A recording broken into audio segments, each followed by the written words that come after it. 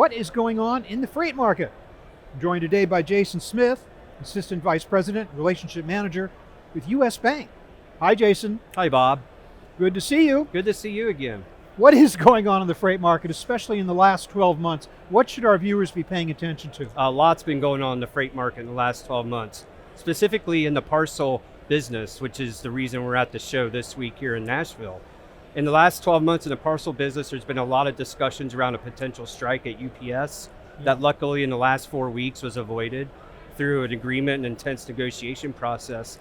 But before that, the capacity has tightened in the parcel carriers because they're taking trucks off the road, they're parking airplanes, which has constrained the pricing in parcel, raising shipper rates. So we've been in an environment where the parcel carriers want to be better, not bigger. They want to be more about quality and not quantity, which means they're more selective on the freight they choose to haul, which also puts pricing pressure on the shipper.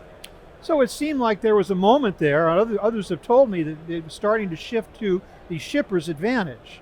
And now you're saying that the carriers responded to that by cutting back on capacity and reasserting themselves, driving rates back up again. Sure. So a year ago when we were here, it was a shipper's advantage. And that was around building productive strategic relationships with the carriers. Now the strategic productive relationships are important, but the pricing pressures are there because the carriers have reduced capacity off of the roads and out of the air. Yeah. And then compounded with that is you have the regional carriers that continue to make some inroads into the network, and they're becoming more competitive in pricing against the large integrators. So it's about balancing. Do you stay with the large integrator parcel carriers for service, but you're going to pay a little more? Or do you try to regionalize your parcel distribution network and potentially save a little money, but you could be impacting service to your customer? Yeah. As the saying goes, what a difference a year makes. What a difference a year makes. Yeah. What a difference 3 years really makes. Yeah, that's for sure.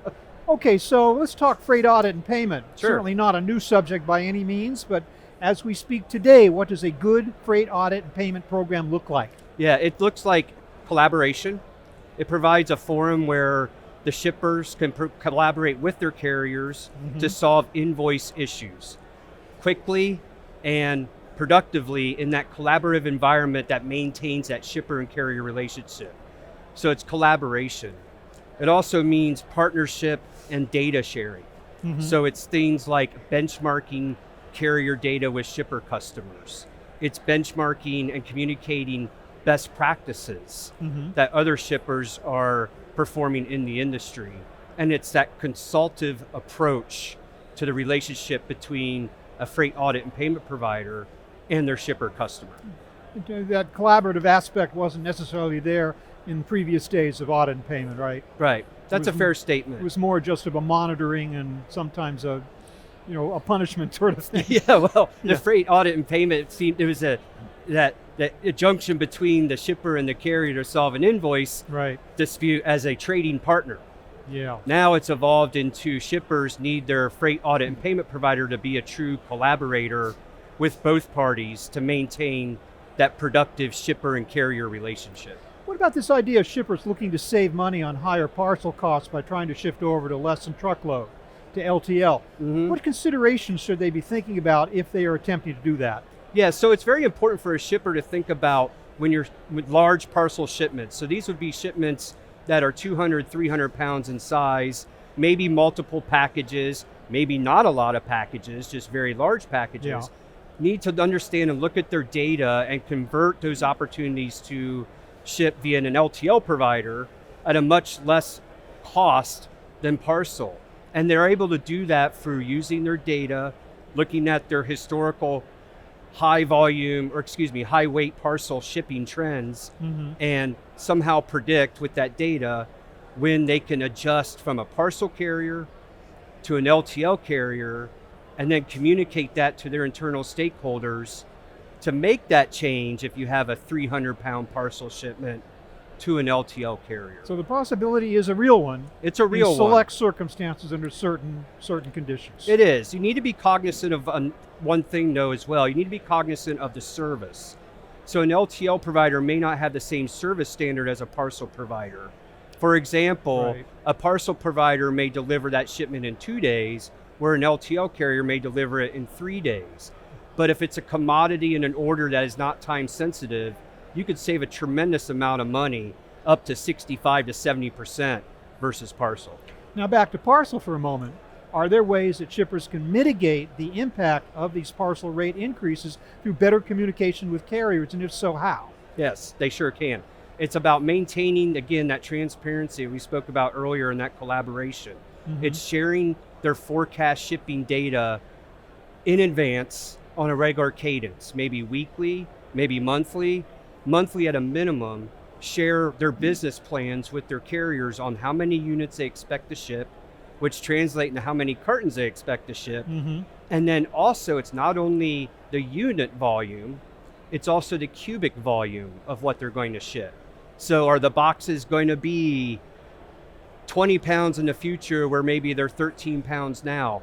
All that information and that transparent data communication to the carrier is essential to maintain that relationship, to make sure that you are viewed as a shipper of choice with the carrier, who ultimately that'll be in your favor during a rate negotiation with the parcel carriers. But it's not just a take it or leave it situation with the big parcel carriers, is it? I mean, the fact that the emergence of the regional carriers maybe gives the bigger guys a little incentive to play along with the shipper instead of saying take it or leave it on the rates, right? Yes, it sure does, especially in a shipper that ships to a lot of commercial locations versus residential locations. Right. For those shippers that are 80%, 70% shipping to a commercial location, the regionals offer a realistic solution where, again, you have to look at what the cost savings is, but also what any potential service degradation there is in a network that does not likely have the capacity like the larger parcel carriers. Given the pressure from customers for better service, faster service,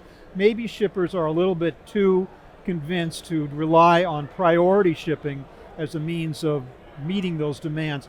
What considerations should they have on that? How can they best monitor their reliance on priority services? Sure. So from a consideration standpoint, what the shipper should think about is the true need of that when that package needs to deliver to market. In a e-commerce order to a direct customer, if the direct customer orders a 2-day package, then you're going to ship it 2-day air because they ordered that service. Right. However, if you're shipping a package 2-day or 3-day because it may mirror a 3-day ground transit time, then with a higher quality, for example, an air freight delivery may be guaranteed where a ground delivery is not.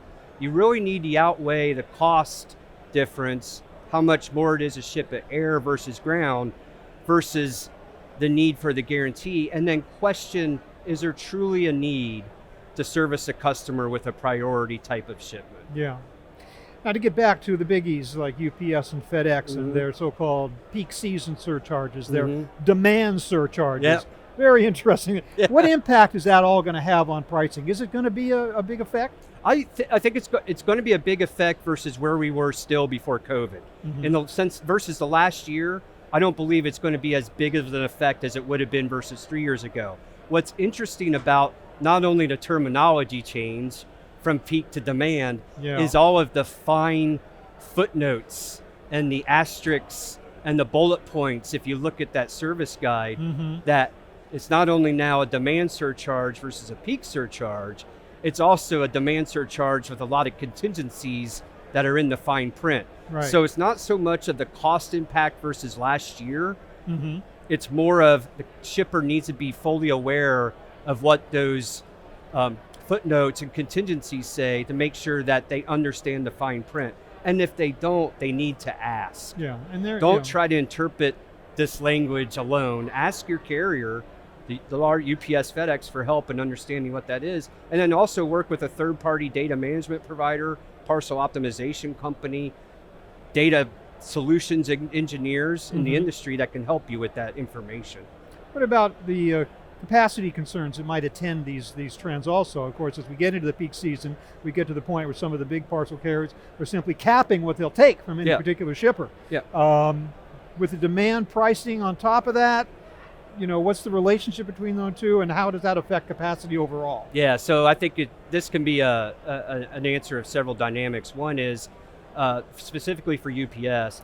If UPS shippers stayed with UPS through some of the Teamster noise throughout the summer, Yeah. I believe UPS is going to be positioned to service that customer with capacity more so than a customer that pulled away from UPS. But more specific to the peak now demand surcharge, the capacity of the trailer is still going to be mitigated by the large carriers because, as we said earlier, they want to be better, not bigger.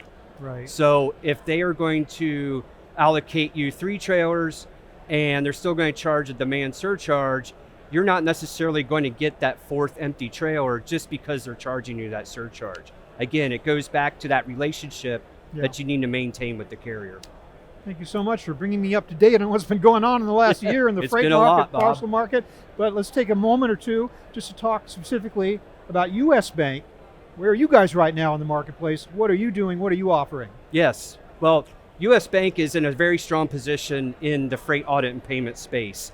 We are growing our parcel business like it's never been grown before by providing that collaborative solution between the shipper and the carrier and a full data intelligence, business intelligence suite of reporting that comes along with our solution. That complements our freight non-parcel audit and payment program that's been around for over 26 years and provides that safe, secure, and reliable payment to the carrier. It's an ever-changing industry. Every year is very exciting, very dynamic, and we're proud to say that here at US Bank, we're very strong and we're enhancing our program every day to service our customers better. Thanks again, Jason. I enjoyed speaking with you. Great. Thanks again, Bob. Thanks for having me. I have been speaking with Jason Smith, US Bank. Thank you very much for watching.